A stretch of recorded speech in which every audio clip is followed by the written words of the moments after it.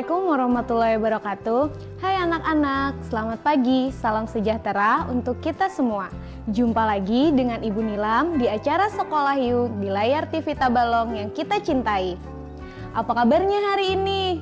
Walaupun kita masih belajar di rumah, semoga kita semua tetap keadaan sehat, semangat, dan ceria. Baik anak-anak, sebelum belajar, alangkah baiknya kita berdoa menurut agama dan kepercayaan kita masing-masing. Berdoa dimulai.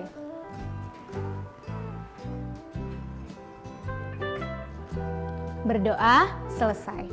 Nah, Ibu kembali mengingatkan untuk tetap mentaati protokol kesehatan, seperti tetap memakai masker, cuci tangan dengan sabun di air mengalir, dan tetap jaga jarak minimal 1 meter.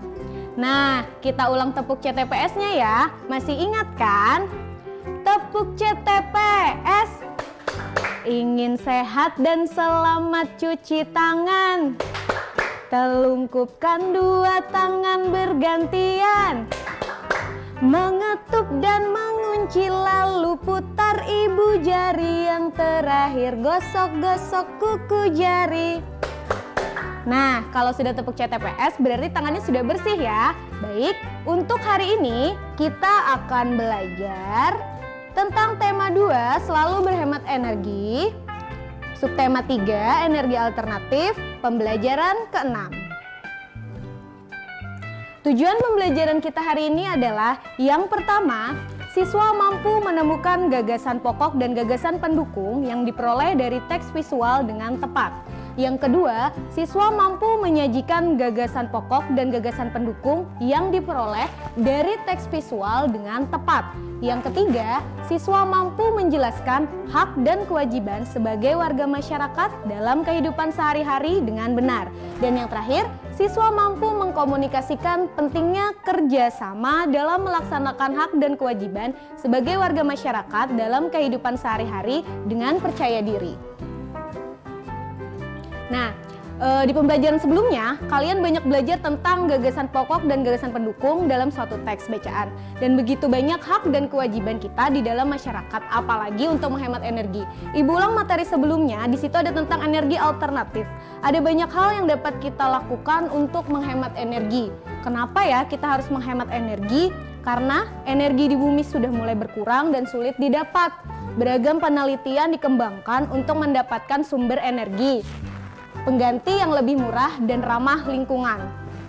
Salah satunya adalah dengan singkong, lemon, jeruk nipis, bahkan dengan jagung. Kita dapat mengajak orang lain melakukan penghematan energi dengan berbagai cara, misalnya dengan pembuatan poster agar lebih menarik dan bisa membuat orang tertarik untuk menghemat energi. Nah, sebelum kita lanjut materi, kita lihat video berikut ya.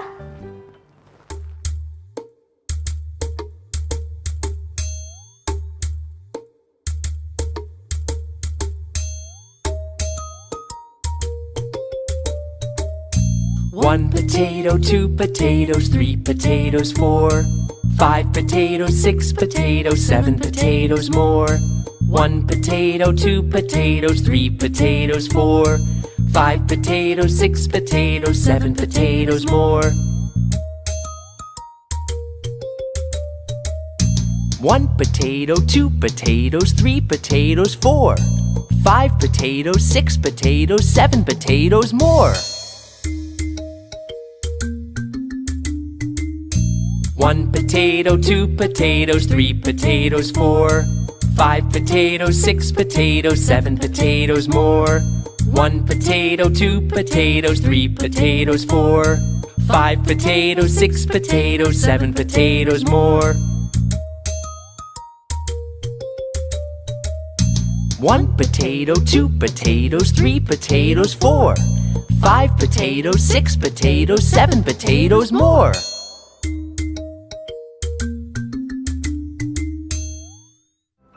Nah, itu tadi adalah video yang Ibu putar.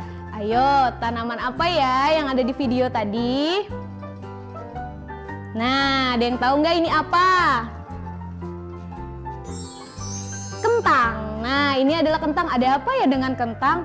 ada hubungannya apa dengan materi kita hari ini? Sekarang, nah, Ibu punya suatu gambar, silahkan kalian analisis, kira-kira ada apa ya maksudnya?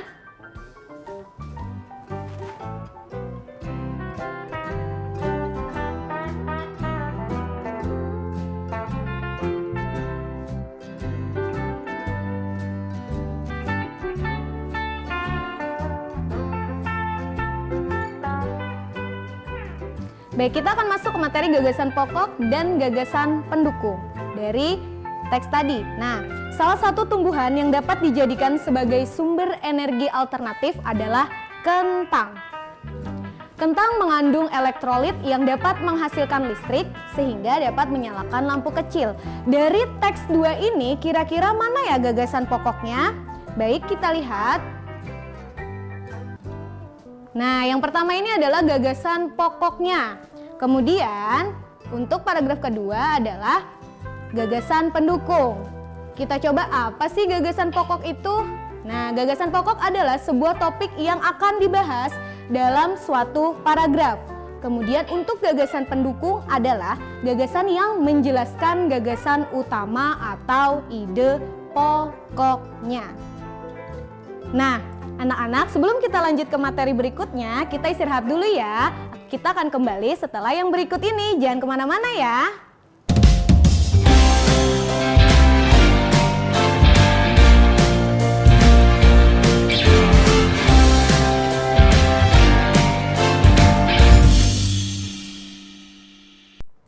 Hai, kembali lagi dengan Ibu di sini. Tadi Ibu sudah memperlihatkan gambar, itu adalah salah satu tanaman yang dapat menjadi energi alternatif. Nah, ini dia tadi gambarnya. Kentang dapat dijadikan sebagai sumber energi alternatif. Nah, ini tadi gambar yang Ibu suruh analisis. Sekarang Ibu akan mengajarkan bagaimana sih cara membuat energi alternatif dari kentang ini. Nah, energi listrik dari kentang. Bahan pertama yang kalian sediakan adalah 3 buah kentang. Nah, 3 buah kentang. Bahan yang kedua adalah 1 lampu LED. Bagaimana lampu LED itu? Seperti ini. Barang yang ketiga adalah 3 seng atau paku. Nah, kenapa ibu atau? Karena kalau kalian kesusahan mendapatkan seng, kalian bisa menggunakan paku beton. Yang keempat adalah tembaga atau uang logam kuning. Nah, ini kalau kalian kesulitan mencari tembaga, kalian bisa menggunakan uang logam yang warnanya kuning. Kemudian ada kabel. Nah, nanti kabel ini bisa kalian bagi 2. Yang terakhir adalah jepit buaya. Nah, ini adalah 6 bahan yang bisa kalian gunakan untuk membuat energi listrik dari kentang. Kemudian, langkah kegiatannya adalah yang pertama, kalian siapkan kentang, kemudian tancapkan lempengan seng atau uang logam dan tembaga atau paku pada kentang. Seperti gambar ini, dia sedang menancapkan seng atau uang logam, tembaga atau paku pada kentangnya.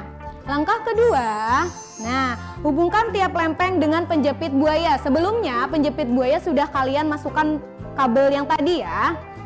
Yang terakhir, kalian hubungkan jepit buaya itu ke lempengan-lempengan yang tadi, ke lampu, kemudian lampu akan menyala. Ingat ya, lampu yang dipakai itu lampu yang kecil karena untuk kentang tidak bisa membuat lampu yang besar seperti di rumah karena kentang elektrolitnya sedikit. Nah, nanti akan seperti ini contohnya anak-anak. Kalau kalian sudah menyelesaikan percobaan kalian. Nanti kalau kita sudah masuk sekolah, ajak guru kalian untuk mencoba percobaan ini ya. Baik, sekarang kalau kalian sudah tahu tentang energi alternatif tadi, mari kita sama-sama mengingat hak dan kewajiban kita terhadap lingkungan. Kelangsungan hidup manusia sangat bergantung pada alam. Alam yang menyediakan seluruh kebutuhan makhluk hidup. Oleh karena itu, lingkungan harus kita jaga dari pencemaran yang menyebabkan lingkungan kita rusak. Energi alternatif dapat mengurangi pencemaran. Menggunakan energi alternatif berarti telah memenuhi kewajiban memelihara lingkungan. Nah, Ibu akan memperlihatkan kewajiban kita terhadap lingkungan. Yang pertama, nah ini ada gambar apa ya? Ini ada gambar air mengalir. Ada apa ya? Nah, gunakan air sesuai kebutuhan. Itu kewajiban kita yang pertama. Kemudian kewajiban kita yang kedua, wah ada gambar anak-anak naik sepeda. Nah, menggunakan transportasi yang ramah lingkungan. Contohnya, kalian bisa menggunakan sepeda saat pergi ke tempat yang dekat. Kemudian selanjutnya, nah ada gambar ruang tamu yang sangat terang. Nah, gunakan sinar matahari untuk penerangan di siang hari. Yang terakhir, ada gambar sampah. Apa ya? Nah, tidak membuang limbah sembarangan atau memanfaatkan sampah yang bisa didaur ulang. Kalau tadi sudah kewajiban, sekarang kalau kewajiban sudah terpenuhi, kemudian hak yang didapat dari lingkungan yang tadi adalah nih, sama air. Ada apa ya dengan air? Nah, dari itu kita memperoleh air bersih dan sehat untuk kebutuhan kita sehari-hari. Misalnya kita pakai untuk makan, mandi, mencuci baju, dan lain-lain. Yang kedua, nah menikmati lingkungan yang segar. Kita bisa terbebas dari polusi atau pencemaran-pencemaran karena asap-asap kendaraan kita itu. Yang ketiga, nah apa ya? Tubuh kita akan sehat dan kuat. Baik, sebelum kita lanjut ke pembelajaran berikutnya, kita saksikan dulu yang mau lewat berikut ini ya, jangan kemana-mana.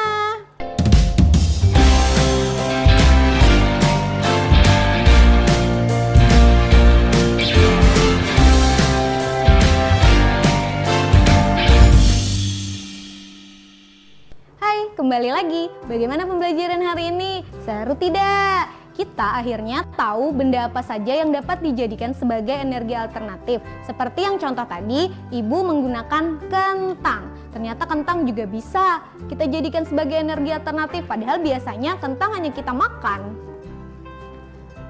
Bukan hanya itu, ternyata kita juga tahu apa saja hak dan kewajiban kita. Ayo, sudah terlaksana atau belum nih? Semoga sudah dilaksanakan semua ya. Kalau belum, ayo kita sama-sama belajar agar bumi kita ini tidak rusak. Nah, di sini Ibu ada tugas 3 saja. Yang pertama, apa sajakah yang sudah kalian lakukan terhadap lingkungan di sekitarmu? Yang kedua, pisahkan antara hak dan kewajiban dari apa yang sudah kamu lakukan tersebut. Yang terakhir, sudah seimbangkah antara hak dan kewajiban tersebut?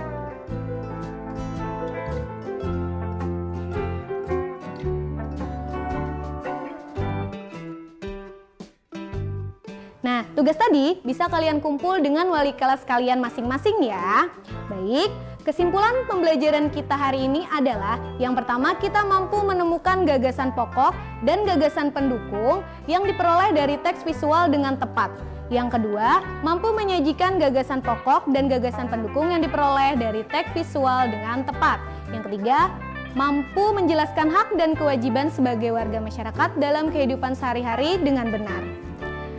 Baiklah, demikian pembelajaran kita hari ini. Semoga pembelajaran hari ini dapat bermanfaat bagi kalian semua ya. Mari kita akhiri pembelajaran ini dengan berdoa menurut kepercayaan kita masing-masing. Berdoa dimulai.